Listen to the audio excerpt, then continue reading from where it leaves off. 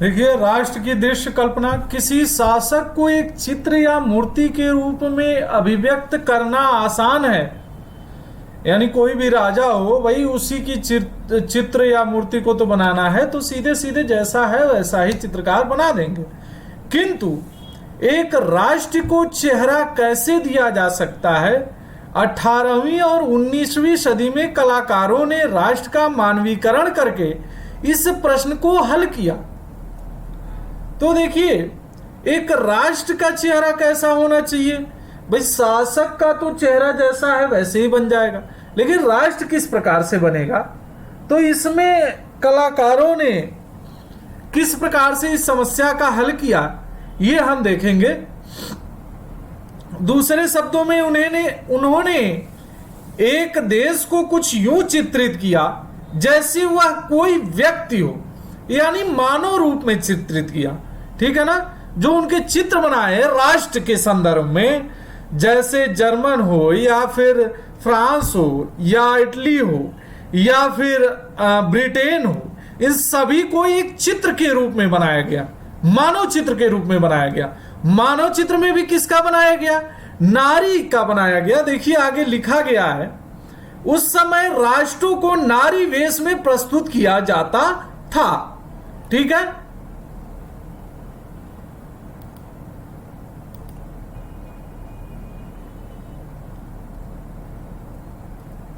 राष्ट्र को व्यक्ति का जामा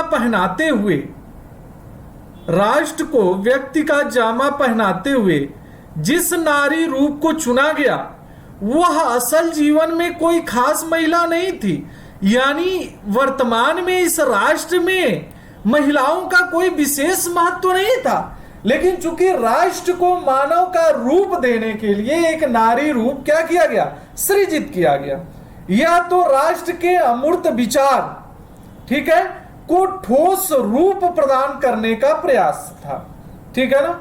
यह जो राष्ट्र का विचार था, राष्ट्र में निवास करने वाले लोगों का जो विचार था राष्ट्र की एकता के प्रति या एक राष्ट्र के प्रति, उसे एक नारी छवि के रूप में, एक रूपक के रूप में प्रस्तुत किया गया था। ठीक है ना? यहां देखिए लिखा हुआ है, यानी नारी की छवि राष्ट्र का रूपक बन गई। रूपक का अर्थ देख लीजिए, जब किसी अमूर्त विचार जैसे लालच, इच्छा, स्वतंत्रता, मुक्ति को किसी व्यक्ति या किसी चीज के जरिए इंगित किया जाता है। एक रूपकात्मक कहानी के दो अर्थ होते हैं, एक शाब्दिक और एक प्रतीकात्मक। ठीक है ना? तो शाब्दिक तो रूप तो राष्ट्रवाद का यही था कि भाई राष्ट्र राज्य की कल्पना है, लेकिन प्रतीकात्मक रूप में यही रूपक बनाया गया किसकी छवि को? नारी की छवि को।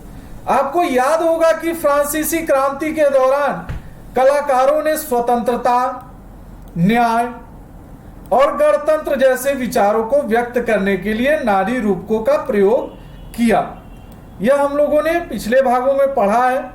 इन आदर्शों को विशेष वस्तुओं या प्रतीकों से व्यक्त किया गया था, जैसे कि आपको याद होगा स्वतंत्रता का प्रतीक लाल टोपी। ठीक है? स्वतंत्रता का प्रतीक क्या था? जो रेड कलर की कैप थी। टूटी जंजीर, यानी क्या हुआ? मुक्ति, आजादी। इंसाफ को आमतौर पे एक ऐसी महिला के प्रतीकात्मक रूप से व्यक्त किया जाता है जिसकी आंखों पर पट्टी बंधी हुई है और वह तराजू के लिए हुए है। तो आप लोगों ने अक्सर देखा होगा लॉ वगैरह की किताबों में भी ऐसी महिला का चित्रण किया गया है, जिनकी आंखों पे पट्टी बंधी हुई है और हाथ में तराजू लिए हुए हैं। इसी प्रकार के नारी रूपकों का आविष्कार कलाकारों ने 19वीं सदी में किया। फ्रांस में उसे लोकप्रिय ईसाई नाम मारियान दिया गया। मारियान के बारे में मैंने पढ़ाया भी था पिछले भागों में, जिसने जनराष्ट्र के विचार को क्या किया? रेखांकित किया। उसके चिन्ह भी स्वतंत्रता और गणतंत्र के थे। लाल टोपी, तिरंगा, कलगी, मारियान की प्रतिमाएं, सार्वजनिक चौकों पर लगाई गई ताकि जनता की एकता के राष्ट्रीय प्रतीक की याद आती रहे। ठीक है, लोग उससे तादात्म्य स्थापित कर सके। मारियान की छवि सिक्कों और डाक टिकटों पर अंकित की गई। इसी तरह जर्मेनिया जर्मन राष्ट्र का रूपक बन गई। चाक्षुष अभिव्यक्तियों में जर्मेनिया बलूत वृक्ष के पत्तों का मुकुट पहनती है, क्योंकि जर्मन बलूत वीरता का प्रतीक है।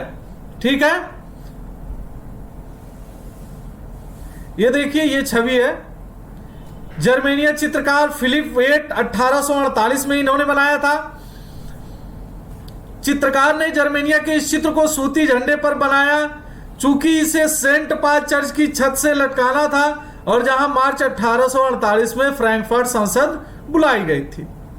ठीक है, तो इन्होंने इस चित्र को किस पे बनाया था? एक सूती झंडे पे बनाया था, सूती कपड़े के ऊपर बनाया था।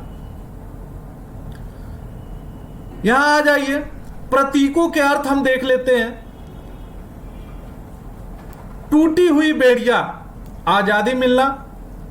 बाज छाप कवच, जर्मन साम्राज्य की प्रतीक शक्ति। बलूत पत्तियों का मुकुट, बहादुरी का मुकुट माना जाता है, बहादुरी के लिए प्रतीक है वह। तलवार, मुकाबले की तैयारी। तलवार की लिपटी जैतून की डाली, शांति की चाह। काला, लाल और सुनहरा तिरंगा। 1848 में उदारवादी राष्ट्रवादियों का झंडा, जिसे जर्मन राज्यों के ड्यूक्स ने प्रतिबंधित घोषित कर दिया। उगते सूर्य की किरणें, एक नए युग का सूत्रपात। ऐसे ही कुछ चित्र हैं आपके सामने, यह भी है, देख सकते हैं। द फॉलन जर्मेनिया, हताश जर्मेनिया का चित्र बनाया गया है। देखिए, यहां पे मुकुट और ये तलवार वगैरह पड़े हुए हैं। ठीक है, जर्मेनिया गार्डिंग द राइन, राइन नदी पर पहरा देती जर्मेनिया। 1860 में चित्रकार लॉरेंस क्लासेन को यह चित्र बनाने का काम सौंपा गया। जर्मेनिया की तलवार पर खुदा हुआ है जर्मन तलवार जर्मन राइन की रक्षा करती है। ठीक है, इस तलवार पे खुदा हुआ है।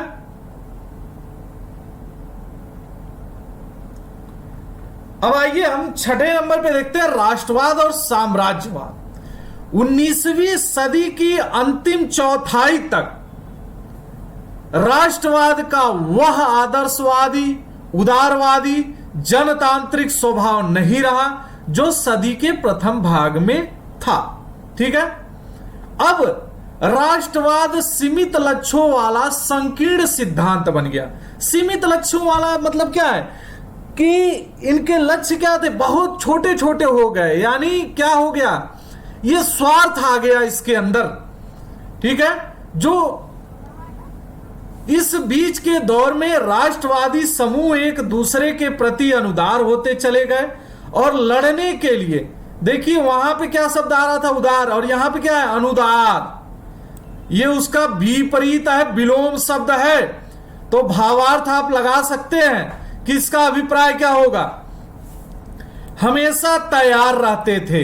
ठीक है ना, एक दूसरे के लिए क्या हो गया, लड़ने मारने पर तैयार हो गए थे, हर चीज के लिए, छोटे छोटे स्वार्थों के लिए।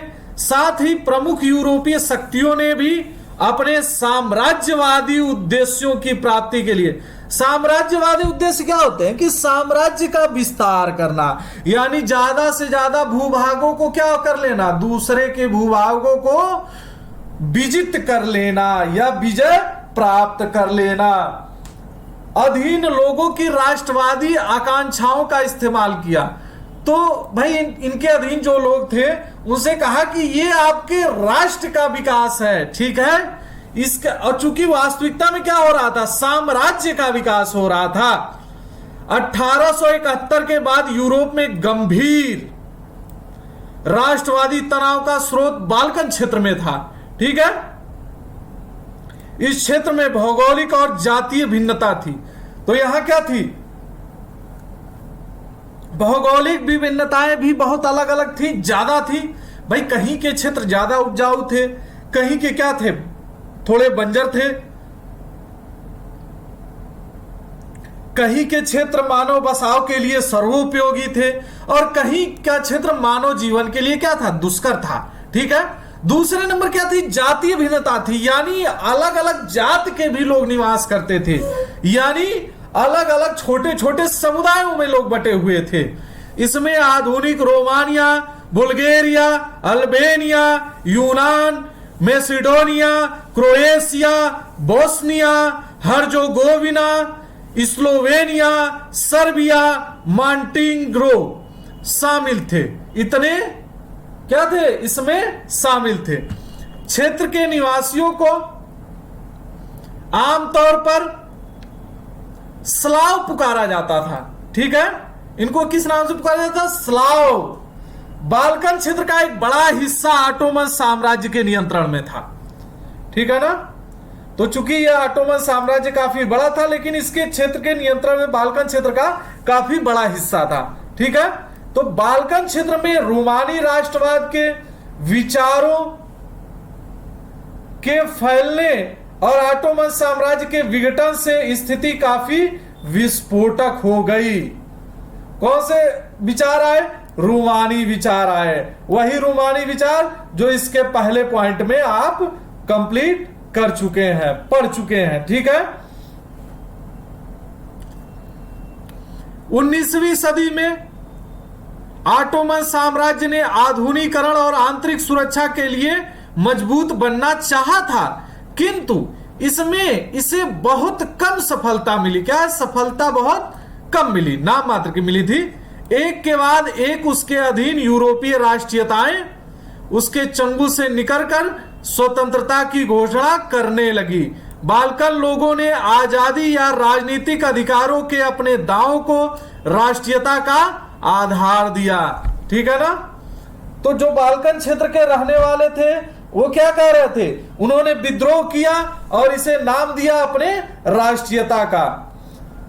उन्होंने इतिहास का इस्तेमाल यह साबित करने के लिए किया कि वे कभी स्वतंत्र थे, यानी पहले क्या है, काफी बहुत पहले ये स्वतंत्र थे, किंतु तत्पश्चात विदेशी शक्तियों ने उन्हें अधीन कर लिया। यानी ऑटोमन साम्राज्य के लिए वो कह रहे हैं कि आपने हमें क्या किया, अपने अधीन कर लिया, अतः हम पुनः स्वतंत्र होंगे। बाल्कन क्षेत्र के विद्रोही राष्ट्रीय समूहों ने अपने संघर्षों की लंबे समय से खोई आजादी को वापस करने के प्रयासों के रूप में देखा। ठीक है, यही इस लाइन में कहा गया। जैसे जैसे विभिन्न स्लाव राष्ट्रीय समूहों ने अपनी पहचान और स्वतंत्रता की परिभाषा तय करने की कोशिश की, ठीक है ना, अलग अलग लोगों ने क्या किया, अलग अलग समूहों में अपने राष्ट्रीयता की भावना को क्या किया, बहुत ही संकुचित कर लिया। बाल्कन क्षेत्र, भाई जब भावनाएं आपका स्वार्थ पे आ जाएंगी, जब संकुचित हो जाएंगी, तो क्या होगा, आपस में टकराव की स्थिति आएगी और आपस में झगड़े होंगे। वही चीज यहां पे हुआ। बाल्कन क्षेत्र गहरे टकराव का क्षेत्र बन गया। बाल्कन राज्य एक दूसरे से भारी ईर्ष्या करते थे और हर एक राज्य अपने लिए ज्यादा से ज्यादा इलाका हथियाने की उम्मीद रखता था। यानी एक दूसरे का ज्यादा से ज्यादा क्या करें, क्षेत्रों पे कब्जा कर लें। ठीक है। परिस्थितियां और अधिक जटिल इसलिए हो गई क्योंकि बाल्कन क्षेत्र में बड़ी शक्तियों के बीच प्रतिस्पर्धा होने लगी। ठीक है ना। तो बाल्कन क्षेत्र में जो शक्ति जो गुट शक्तिशाली था उनके बीच में क्या हुआ, कड़ी प्रतिस्पर्धा, यानी बड़े ही घोर, ये कहें कि आप मतलब वो एक दूसरे से बिल्कुल ईर्ष्या करने लगे और हर बात के लिए लड़ने के लिए तैयार हो गए, अपने निजी स्वार्थ के लिए, जिसके लिए उन्होंने क्या कहा, यह राष्ट्रवाद है हमारा। इस समय यूरोपीय शक्तियों के बीच व्यापार और उपनिवेशों के साथ नौसैनिक तथा सैन्य ताकत के लिए गहरी प्रतिस्पर्धा थी। जिस तरह बाल्कन समस्या आगे बढ़ी उसमें यह प्रतिस्पर्धाएं खुलकर सामने आई। रूस, जर्मनी, इंग्लैंड, ऑस्ट्रो हंगरी की हर ताकत बाल्कन पर अन्य शक्तियों की पकड़ को कमजोर करके क्षेत्र में अपने प्रभाव को क्या करना लगी, बढ़ाना चाहती थी। इससे इस इलाके में कई युद्ध हुए और अंततः प्रथम विश्व युद्ध की घोषणा हो गई, या प्रथम विश्व युद्ध हुआ। ठीक है, तो यहीं पे आपका ये यूरोप में राष्ट्रवाद का चैप्टर समाप्त होता है। अब हम लोग इसकी अभ्यासावली करेंगे इसके पश्चात, उसके बाद हम लोग चैप्टर नंबर 2 को फॉलो करेंगे।